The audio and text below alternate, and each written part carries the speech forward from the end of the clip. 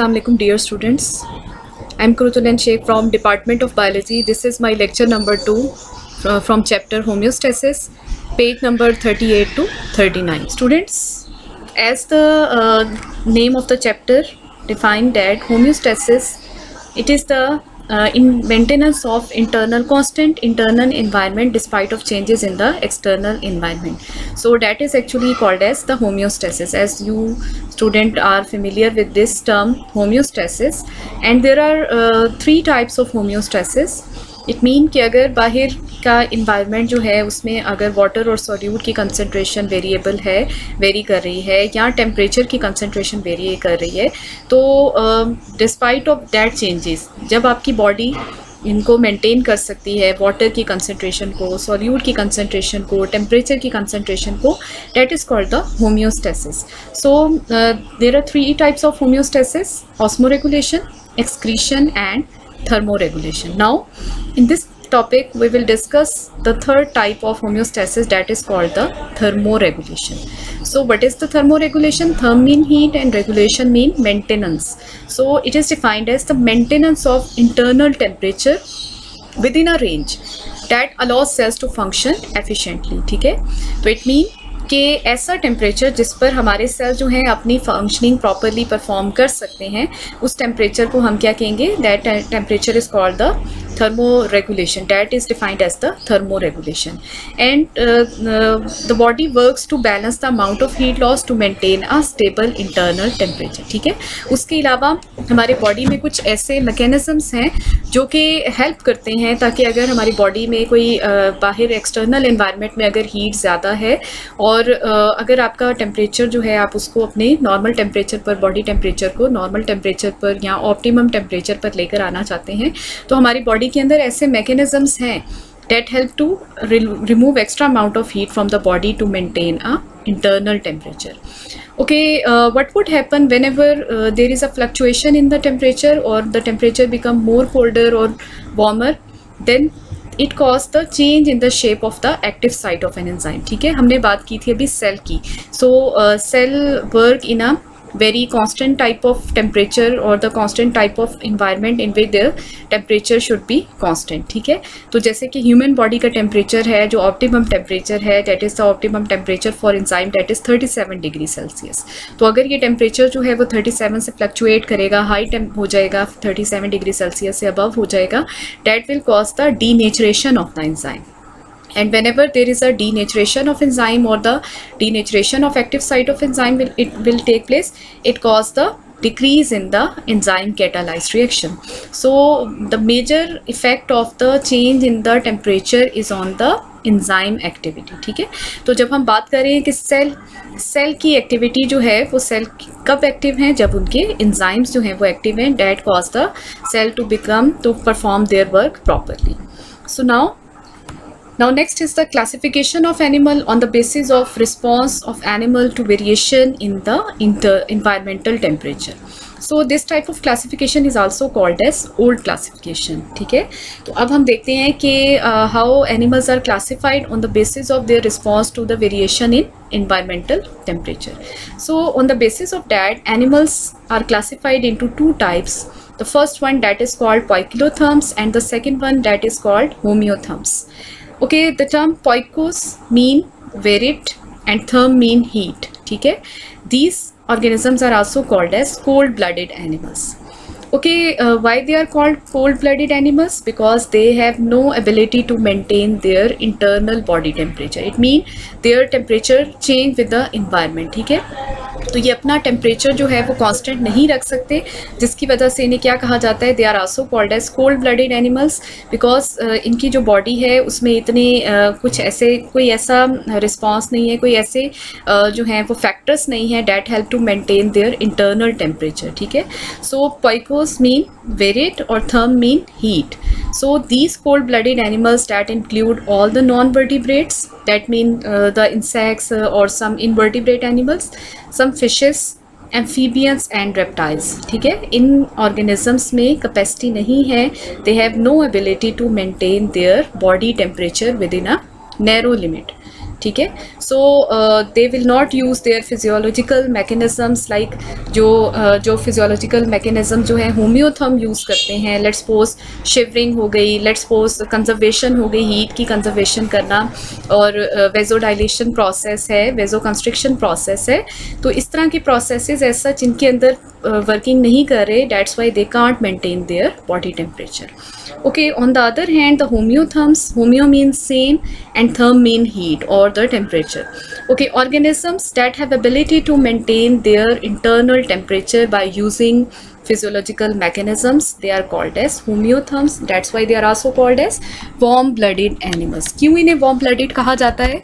क्योंकि इनके अंदर कैपेसिटी है और इनके अंदर वो सब फिजियोलॉजिकल मैकेनिज़म्स हो रहे हैं जो कि किसी भी बॉडी का टेम्परेचर मेंटेन करने के लिए ज़रूरी हैं। Okay, the animals in this category are included in this category are the birds and the mammals. Now you will see here in this diagram that mechanism for generating heat in case of cold blooded animals, snakes and lizards sunning themselves on rocks. ठीक है, आपने देखा होगा sometime जो है वो सर्दियों में जो snakes हैं और lizards हैं, these are amphibian, these are the type of reptiles animals, ये क्या करते हैं, सन बास्किंग करते हैं ताकि वो बाहर से हीट जो है वो ले सकें। ठीक है ना, because they can't maintain their internal temperature, they have no physiological mechanism to maintain और टू प्रिपेयर और to produce the heat within the body. Okay, fish changing depth in the water column to find a suitable temperature. ठीक है, अब आपने देखा होगा fish जो है वो अक्सर जो है वो फ्लोट कर रही होती है और अक्सर जो है वो सिंक करना शुरू कर देती है ताकि जहाँ भी टेम्परेचर उसको मिले, प्रॉपर टेम्परेचर मिले, उस पर वो अपनी बॉडी को मेंटेन कर सके।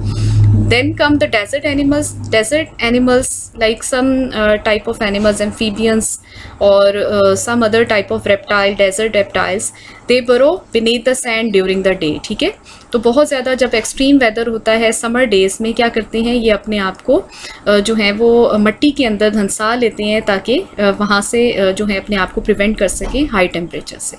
Insect warm their flight muscle by vibrating them in place. ठीक है, insects these are type of invertebrate animal, और ये कैसे अपनी बॉडी का बॉडी टेम्परेचर जनरेट करने की कोशिश करते हैं, बाय वाइब्रेटिंग देयर विंग्स। ठीक है, अपने जो फ्लाइट मसल्स हैं उनको वाइब्रेट करके कोशिश करते हैं ये जनरेट करने के हीट, लेकिन फिर भी ये अपना टेम्परेचर मेंटेन नहीं कर सकते।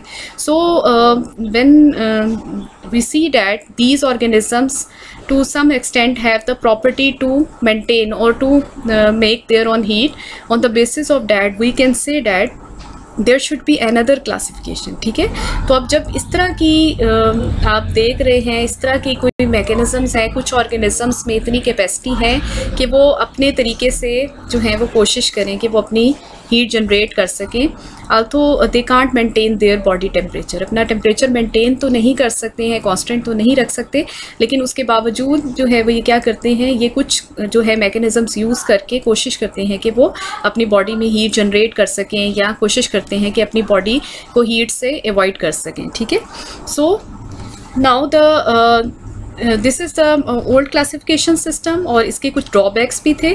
On the basis of that the modern classification of animals will be based on the basis of source of heat production. ठीक है, तो उसके ड्रॉबैक्स होने की वजह से कुछ ड्रॉबैक्स थे ओल्ड क्लासिफिकेशन सिस्टम के, जिसकी वजह से जो है न्यू क्लासिफिकेशन जो है वो इंट्रोड्यूस की गई on the basis of how the animals produce their heat और they can produce the metabolic heat. ठीक है, on the basis of source of heat production. So now again the classification and then now the organisms are classified as number 1 ectotherm animals and the number 2 endotherm animals. ठीक है, जब हम बात कर रहे हैं कि पोइकिलोथर्म्स एनिमल्स की, तो पोइकिलोथर्म्स को हमने कहा कि वो क्या हैं, कोल्ड ब्लडेड एनिमल्स हैं, और होम्योथर्म्स क्या हैं, वार्म ब्लडेड एनिमल्स हैं। लेकिन अब हम फर्दर इनको क्लासीफाई करें on the basis of source of heat production, तो हम इनको क्या कहेंगे, या तो एक्टोथर्म कहेंगे या इन्हें एंडोथर्म्स कहेंगे। So what are the ectotherms animal? Ecto mean outside, therm mean heat. So animals that produce metabolic heat at low level that is also exchanged quickly with the environment. ठीक है, अभी हमने बात की थी कि जो इंसेक्ट्स हैं they warm their flight muscle by vibrating them in place. ठीक है, कोशिश करते हैं, कोशिश तो कर रहे हैं ना कि वो क्या करें, फ्लाइट मसल्स को मूव करके, वाइब्रेट करके वो हीट जनरेट करने की कोशिश कर रहे हैं। लेकिन क्या होता है, because most of the heat will be transfer to the environment, ठीक है। Animal produce metabolic heat at low rate and that is also exchange quickly with the environment, ठीक है। जब भी वो किसी सरफेस पे बैठेंगे तो क्या होगा, वहाँ पर जो जितनी भी उनकी बॉडी में अगर थोड़ी बहुत हीट प्रोड्यूस भी हुई है तो वो कहाँ चली जाएगी, that will exchange with the environment. They rely more on heat derived from the environment to raise their body temperature. That's why उन्हें maximum किस पे रिले करना है, they rely on the environmental temperature, ठीक है। उनको environmental heat पर relay करने की ज़रूरत पड़ती है। So these are classified as poikilotherms are further classified again as the ectotherm animal according to the modern classification system of the animals. So that include the most invertebrate, fishes, amphibians and reptiles, ठीक है। इनको हमने पहले जो old classification थी उसमें क्या कहा था, कोल्ड ब्लडेड एनिमल कहा, लेकिन अभी हमने इनको क्या कह दिया, एक्टोथर्म कह दिया। और क्यों कहा इन्हें एक्टोथर्म, क्योंकि ये मैक्सिमम जो हीट है वो कहाँ से ले रहे हैं, वो इन्वायरमेंट से ले रहे हैं। अपनी इंटरनल हीट प्रोड्यूस करने की कोशिश करेंगे, लेकिन क्या होगा, वो लो लेवल पर होगी, बहुत थोड़ी होगी और वो भी क्विकली एक्सचेंज हो जाती है इन्वायरमेंट के साथ। On the other hand what are the endotherm animals.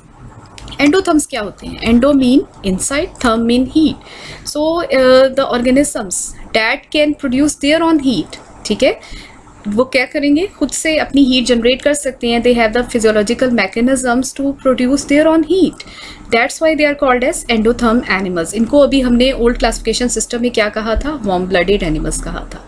So this organism they produce their own heat as a by product during the metabolism in muscle. आपने देखा होगा जब मसल्स में जो ग्लूकोज मॉलिक्यूल हैं उनकी रेस्पायरेशन होती है during the process of aerobic respiration. Aerobic respiration also generate the heat in the form of ATP और some type of the actions of hormone like the thyroid hormone. What is the function of thyroid hormone, it help to increase the metabolic heat of the body और metabolic rate of the body, ठीक है। तो ये जो hormones हैं, thyroid hormones हैं, वो क्या करते हैं, वो भी आपकी बॉडी का मेटाबॉलिक रेट इंक्रीज़ करते हैं और वो हेल्प करते हैं ब्रेक डाउन ऑफ शुगर में। और इसी तरह से जो शुगर की एरोबिक रेस्पायरेशन होगी इन केस ऑफ मसल्स, तो वो क्या होगा, डेट आल्सो प्रोड्यूस और जनरेट द ATP मॉलिक्यूल और this ATP molecule help to maintain the temperature of the living organisms. So the examples of endotherms are some deep fishes, birds and mammals, ठीक है। Old classification system में हम इन्हें क्या कहते हैं, homeotherms कहा था हमने। These are the difference between the cold-blooded or some of the diagrams that will show you about the cold-blooded animals and the warm-blooded animals. Now what about the human being? Human beings, as I have already told you that homeotherm animals that include the birds and mammals and mammals, human also are the mammals. So human, they live in the climate of varying temperature but able to maintain the constant body temperature. So we are the examples of homeotherm animals or we are also the endothermic animals.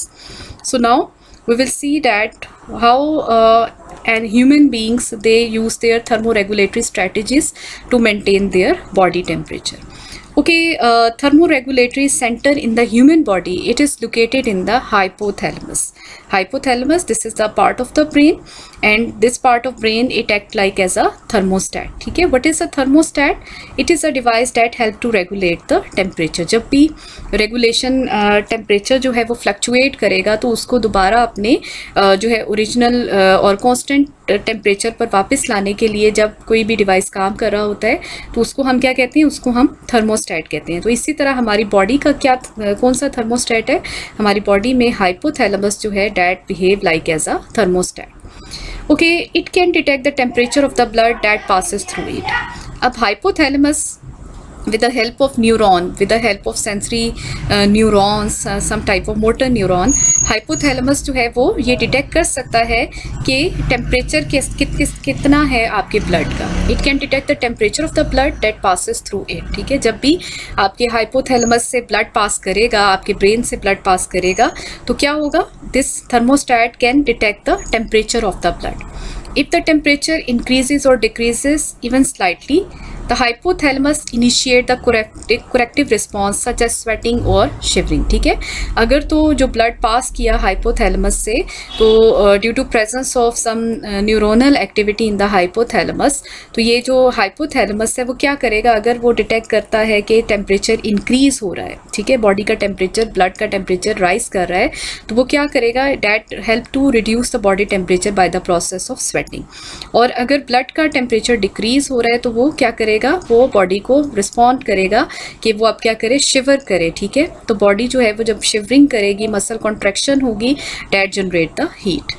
So when we encounter a particularly warm और cold environment, ठीक है, तो क्या होता है कि जब भी हम किसी इनका टेम्परेचर, हाई टेम्परेचर या लो टेम्परेचर के इन्वायरमेंट में जाते हैं, तो हमारे सबसे पहले जो रिसेप्टर्स हैं, जो स्किन के रिसेप्टर्स हैं, वो इसको डिटेक्ट करेंगे. सेंसरी जो रिसेप्टर्स हैं in the skin, that will detect the changes in the temperature of the environment, and then through this changes, these changes will be pass to the hypothalamus. अब क्या होगा, जो सेंसरी रिसेप्टर्स हैं skin के, वो इसको detect करेंगे. जो भी रिसेप्टर, जो भी स्टिमुलस है, लाइक हाई टेम्परेचर है, लो टेम्परेचर है, उस स्टिमुलस को डिटेक्ट करेंगे रिसेप्टर्स इन द स्किन. जो भी आपके थर्मो रिसेप्टर हैं स्किन के अंदर, हीट रिसेप्टर हैं या कोल्ड सेंसिटिव रिसेप्टर हैं. और क्या होगा कि सेंसरी रिसेप्टर जो हैं, they carry the message toward the brain, और विद इन द ब्रेन किसको मैसेज करेंगे, they inform the hypothalamus. Now they also stimulate the higher voluntary centre of the brain. उसके अलावा ये सेरिब्रम जो पार्ट है आपका ब्रेन का, उसको भी स्टिमुलेट करते हैं. और जब भी वॉलेंट्री सेंटर जो आपका स्टिमुलेट होगा, तो उसका क्या रिस्पॉन्स होगा, वो सडन रिस्पॉन्स तो ये दे सकता है कि आप क्या करें, आप क्लॉथिंग करें. लेट्स सपोज अगर लो टेम्परेचर है तो आप जो है वो पहन लें, कोट पहन लें, आप स्वेटर्स पहन लें. और अगर लो टेम्परेचर है तो हाई टेम्परेचर है, तो आप क्या करना चाहिए, आपको फ़ैन ऑन करना चाहिए, या आपको अपने जो हैं वो अनलोड कर देने चाहिए. एक्स्ट्रा जो आपके क्लॉथ्स हैं उनको अनलोड कर देना चाहिए. और टर्निंग द हीटिंग अप और down, this mean that we feel changing और क्लॉथिंग और टर्निंग द हीटिंग अप और डाउन. ठीक है, तो अब हमें जो यूज़ करना है, मैकेनिज़्म यूज़ करना है, ताकि अगर टेम्परेचर बाहर का ज़्यादा हो रहा है या कम हो रहा है, उसके अकॉर्डिंग जो हमारा वॉलेंट्री सेंटर है ब्रेन का, सेरिब्रम पार्ट है ब्रेन का, वो क्या करेगा, वो हमें मैसेज करेगा, बॉडी को मैसेज करेगा कि अब हमें क्या करना है. Often this behavioral responses correct the situation without the need for any physiological responses. ठीक है, तो क्या होता है कि जब भी हम इस तरह के जो behavioral responses हैं वो अगर प्रोड्यूस करना शुरू कर दें, तो लेट्स सपोज क्लॉथिंग कर लें, अगर बहुत ज़्यादा लो टेम्परेचर है तो उसमें क्लॉथिंग कर ली जाए, या अगर हाई टेम्परेचर है तो उसमें फ़ैन ऑन कर लिया जाए. तो ये सब क्या हैं, these are called as behavioral responses. तो अगर हम समटाइम ऐसा होता है कि behavioral responses चेंज करने से क्या होता है कि हमें जो है अपने फिजियोलॉजिकल रिस्पॉन्सेज की ज़रूरत नहीं पड़ती. इट मीन कि अगर बहुत ज़्यादा गर्मी पड़ रही है तो हम क्या करेंगे, लेट्स सपोज अगर हम फ़ैन के नीचे आके बैठ गए हैं तो फिर स्वेटिंग नहीं होगी. स्वेटिंग क्या है, that is a type of physiological response. या अगर बहुत ज़्यादा सर्दी पड़ रही है और हमने क्लॉथिंग स्टार्ट कर दी है, अपने जो है वो अपने ब्लेज़र पहनना शुरू कर दिए हैं, कोट पहनना शुरू कर दिया है, तो फिर क्या होगा, फिर हमें जो है वो शिवरिंग की ज़रूरत नहीं पड़ेगी, मसल को कॉन्ट्रैक्ट करने की ज़रूरत नहीं पड़ेगी ताकि हीट जनरेट हो. So most of the time जो बिहेवियरल रिस्पॉन्सेज हैं वही क्या करते हैं, करेक्ट कर देते हैं सिचुएशन को without the need for any physiological response. Okay, now the sensory receptor, these are the thermoreceptor on skin, they sense temperature. Then integration, it take place in the neuron that respond to changes in the body temperature above or below the normal range. और integration कहाँ पर हो रही है, the translation of the message will taken place in the hypothalamus. And then जो हमारे effector muscles हैं that produce the effect, they stimulate the body to produces the behavioral responses as well as the physiological responses if the body need them. ठीक है, तो इस तरह से हम कहते हैं कि जो ब्रेन है हमारा वो क्या कर रहा है, ब्रेन का कौन सा पार्ट है जो थर्मोस्टेट है, that is the hypothalamus part. जो हमारा बॉडी का हाइपोथैलेमस पार्ट है, that help to maintain the body temperature. So now what is the response of organism at very high temperature. ठीक है, हीट स्ट्रेस रिस्पॉन्स क्या होगा, that is also called as hyperthermia. Okay, which are the physiological changes that take place whenever there is a temperature above 37 degrees Celsius in case of human? Okay, whenever there is a high temperature, the first process, physiological process that will take place, that is called the vasodilation. ठीक है, तो अब हम देखेंगे कि कौन से ऐसे फिजियोलॉजिकल मैकेनिज्म्स हैं जिसके थ्रू जो है वो क्या किया जा सकता है, हम अपने बॉडी के टेम्परेचर को दोबारा मेंटेन कर सकते हैं। तो अगर हाई टेम्परेचर है, एक्सटर्नल एनवायरमेंटल टेम्परेचर 37 से अबव हो गया है, तो अब हमारी बॉडी इसको कैसे करेक्शन करे, इस सिचुएशन को कैसे करेक्ट करेगी। So first process is called the vasodilation. So what would happen in the vasodilation and what is vasodilation? Vasodilation mean expansion of blood capillaries which lie just beneath the epidermis of the skin. ठीक है, vasodilation में क्या होती है, there is a expansion of the blood vessel that lie beneath the skin. और जब भी blood vessels expand करेंगी तो क्या होगा, जो भी ब्लड उसमें से पास कर रहा है डेट लॉस द हीट। ठीक है, जब ज़्यादा अमाउंट ऑफ ब्लड पास करेगा तो उतनी ज़्यादा अमाउंट ऑफ हीट जो है वो वहाँ से रिलीज़ होना शुरू हो जाएगी, और रिलीज़ होके कहाँ चली जाएगी, वो एपिडर्मल पार्ट में आ जाएगी स्किन के, और स्किन से बाहर जो है वो रिमूव हो जाती है। Okay, then whenever vasodilation take place, it causes the more flow of blood in blood capillaries of skin and less blood flow toward the organ। ठीक है, तो एक तो ये फिजियोलॉजिकल मैकेनिज्म है जो हेल्प करता है ताकि हम अपने बॉडी टेम्परेचर को दोबारा 37 डिग्री सेल्सियस पर मेंटेन कर सकें, जिसको क्या कहा जाता है, वेजोडाइलेशन। सेकेंड प्रोसेस क्या है, जब भी देखें आप जो हीट है वो वेजोडाइलेशन की वजह से जो हीट यहाँ पर जनरेट हो रही है, और हीट जो है वो एपिडर्मल जो टिश्यूज़ हैं उन तक पास हो रही है, तो उससे क्या होगा, it cause the evaporation of water. ठीक है, तो अब यहाँ पर जो आपके हैं स्वेट ग्लैंड्स हैं वो क्या करेंगे, दे एब्जॉर्ब द हीट, और एब्जॉर्प्शन की वजह से क्या होगा, वहाँ पर जो वाटर अवेलेबल है that will evaporated, and that process is called as sweating. So sweat gland it spread sweat over the skin. ठीक है, अब क्या होगा, जो टेम्परेचर यहाँ पर हीट जो जनरेट हुई थी वेजोडाइलेशन की वजह से, उसकी वजह से क्या होगा, जो वाटर हैं आपके सेल के अंदर, जो वाटर मॉलिक्यूल्स हैं वो वेपरेट करना शुरू कर देंगे, और हाई टेम्परेचर की वजह से वेपरेट करना शुरू करेंगे, और जो स्वेट ग्लैंड है they spread the sweat over the skin. So evaporation of sweat from the skin carries heat from the blood, thus producing cooling effect. So what is the consequence of the sweating? It helps to provide the cooling effect to the body. So these are the responses of the body when there is a high temperature. Okay, this is the flow sheet that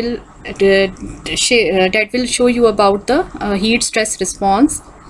Okay, body temperature, hypothalamus क्या करेगा, high body temperature होगा तो hypothalamus उसको detect करेगा, और detect करेगा तो क्या होगा, यहाँ पर ब्लड वेसल्स डायलेट कर जाती हैं और ब्लड फ्लो इंक्रीज़ करेगा, हीट लीव द स्किन।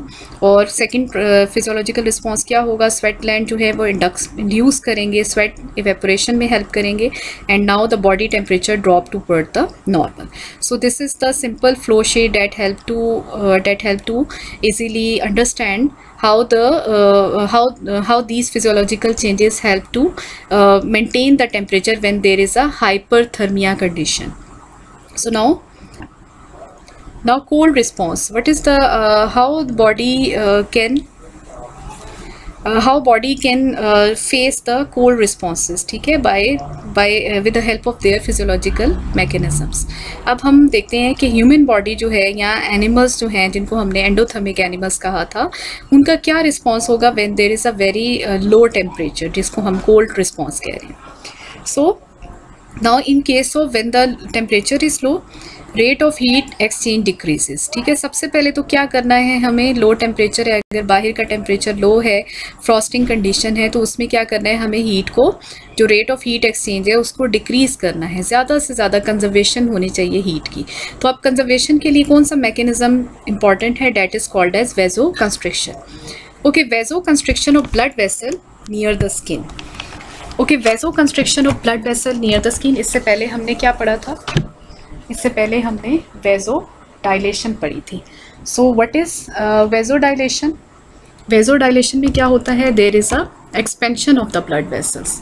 और जब भी वेजोडाइलेशन होगी तो क्या होगा, यहाँ पर हमारे पास लॉस ऑफ हीट होगी बॉडी से। And when what would happen when there is a vasoconstriction, there is a less loss of heat, ठीक है। तो जब भी वेजो कंस्ट्रिक्शन होगी इट मीन कि आपकी जो आप ब्लड वेसल्स हैं वो क्या कर रही हैं, वो कंस्ट्रिक्ट हो गई हैं, उनका डायामीटर कम हो गया। So whenever there is a constriction of the blood vessel, there is less supply of blood toward the skin, it mean less loss of heat. Now blood redirected toward the organs.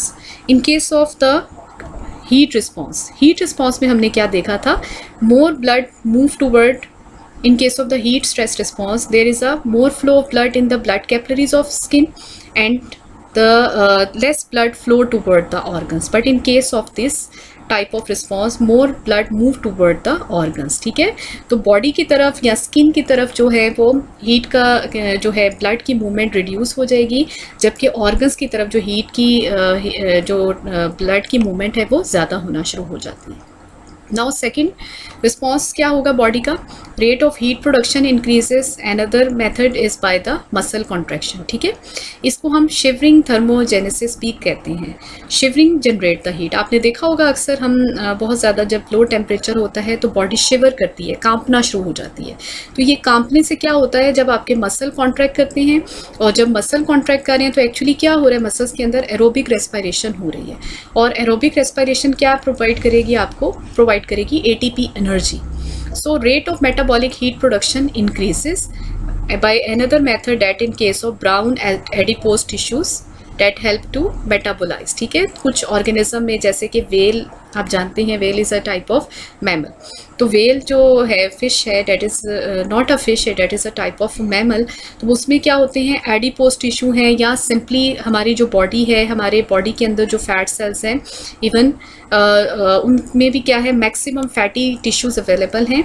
तो ये जो fatty tissues हैं वो क्या करते हैं, उनकी भी मेटाबोलाइज होना शुरू हो जाएंगे, इनके अंदर जो फैट्स हैं वो मेटाबोलाइज होना शुरू हो जाते हैं। तो जब ये मेटाबोलाइज होंगे they also generate the heat, ठीक है। फैट की ब्रेकडाउन होना शुरू हो जाती है जब बॉडी के अंदर, तो डेट आल्सो फैट सेल्स के अंदर, तो क्या होगा, they are also produces the heat. Now another mechanism for generating heat is the non-shivering thermogenesis. अब non-shivering thermogenesis में क्या होता है, that will be done by sympathetic nervous system, ठीक है। हमारा जो sympathetic nervous system है वो रिलीज़ करता है, एक हार्मोन रिलीज़ करता है, that is called as epinephrine. And what is the function of epinephrine? Again, it increases the metabolic heat of the body. So these are the physiological changes that will take place whenever there is a low temperature in the environment. First one, there is a less heat exchange with the environment. How less heat will be exchanged with the environment? By the process of vasoconstriction of the blood vessel, ठीक है। Second क्या है, more heat generation होगी। heat generation कैसे होगी? by muscle contraction, by the process of shivering। और एक और जो mechanism है जिसमें हम कहते हैं कि जो हमारे fat tissues हैं, fat cells हैं, उनके अंदर जो fats हैं वो क्या होंगे, metabolize होंगे। जब उनका breakdown होगा, that also generate the heat. So okay, these are the skeletal this diagram will show you about the muscle contraction. Skeletal muscle contraction result in shivering which generate more heat, and this is the physical evidence that is called as the goosebump. आप देख सकते हैं कि यहाँ पर जैसे ही muscle contract करेंगे, muscle की कॉन्ट्रैक्शन से क्या हो रहा है, गूसबम्प बनना शुरू हो गए हैं, या जिसको हम पाइलो इरेक्शन भी कहते हैं कि पाइलो इरेक्शन में क्या होगा, हेयर जो है वो बिल्कुल आपके स्ट्रेट हो जाते हैं to trap more amount of heat, ठीक है। और more amount of heat trap करने के, या सिंपली जब भी यहाँ पर जो अपराइट पोजिशन में आएंगे, एयर जो आपके हेयर्स हैं वो अपराइट पोजिशन में आ जाएंगे, तो उसके रिजल्ट में यहाँ पर क्या ट्रैप हो जाएगी, यहाँ पर एयर ट्रैप हो जाएगी। और जो एयर है वो एक्ट लाइक करती है लाइक अ इंसुलेटर ऑफ जो है वो टेम्परेचर है। इसका मतलब है कि जो भी बाहर का कोल्ड टेम्परेचर होगा उससे आपकी बॉडी को ये प्रिवेंट करेगी। So this flow sheet diagram will show you about how human beings thermoregulate at low temperature or at high temperature. Okay, in case of the whenever the stimulus is the increased body temperature, ठीक है। Let's suppose if you are doing exercise or you are in the hot surrounding, उस case में क्या होगा, when the temperature is very high, so homeostasis, the homeostasis कैसे अब maintain करेगा? अब क्या होगा? नाउ दिस हाई टेम्परेचर, जब ये ब्लड जाएगा आपके थर्मोस्टैटिक ऑर्गन की तरफ, जिसको हमने क्या कहा? ओके नाउ, जिसको हमने क्या कहा था? थर्मोस्टैट ऑर्गन, थर्मोस्टैटिक ऑर्गन है, सॉरी पार्ट है ये आपके ब्रेन का। Thermostat in the hypothalamus activate cooling mechanism, ठीक है। हाई टेम्परेचर होगा तो क्या होगा? It cause the vasodilation, it cause the sweating. So now skin blood vessels dilate, capillaries fill with the warm blood, heat radiate from the skin surface, ठीक है। Now the body temperature decreases, thermostat shut off cooling mechanism. जैसे ही temperature दोबारा आपका 37 degree Celsius पर आ जाएगा, इसके अलावा कौन सा दूसरा मैकेनिज्म था? स्वेटिंग। स्वेटिंग भी जो है वो क्या करती है? It provide the evaporative cooling effect to the body, और उसके रिजल्ट में क्या होगा? अगेन आपका जो टेम्परेचर है वो होम्योस्टैटिकली मेंटेन हो जाएगा, 37 डिग्री सेल्सियस पर आ जाएगा।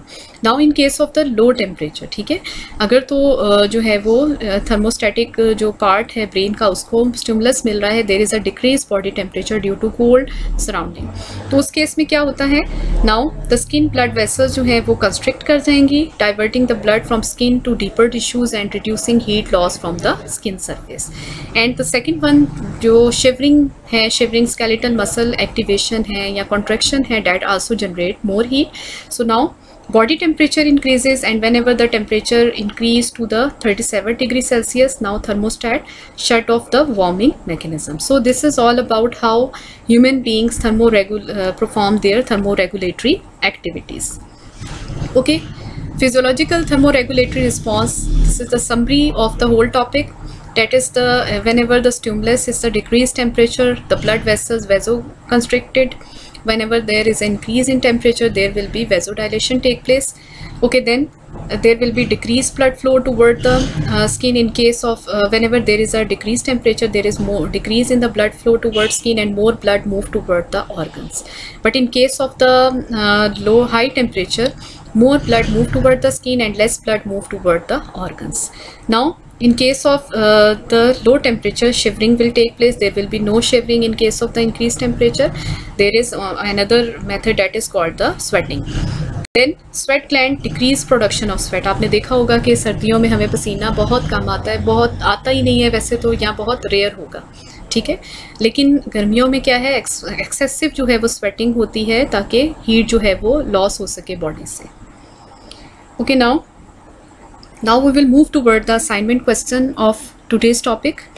Okay, you student have to solve these questions, short question number 23 and 24 and question number 28 part N, and the extensive question that is the question number 40.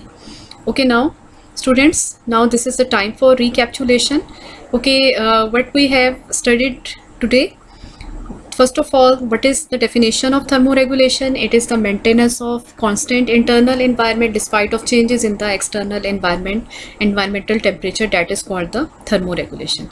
The second one, classification of animal on the basis of thermoregulation. There are two type of classification on the basis of thermoregulation.